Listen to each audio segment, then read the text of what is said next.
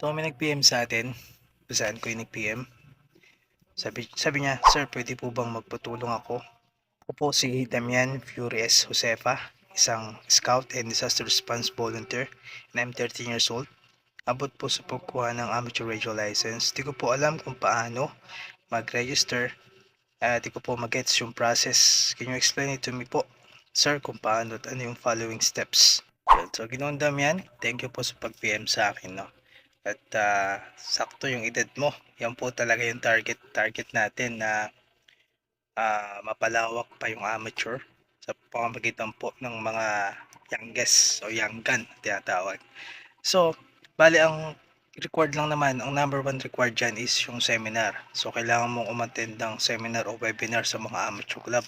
So, search ka sa mga, search ka sa Facebook, hanap ka ng mga amateur radio club of Philippines, ganyan, or search mo yung Philippine Amateur Radio Association o PARA.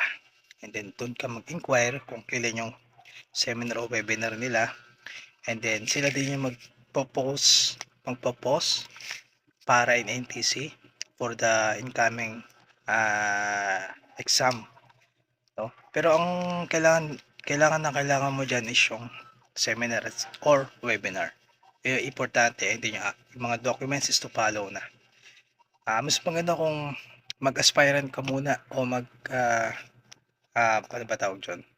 Sa civic kasi probationary, or mag-aspirant, mag-apprentice, yan. Mag-apprentice ka muna sa mga amateur club para sila mismo yung tutulong sa'yo. Okay? Number one talaga dyan, ang seminar.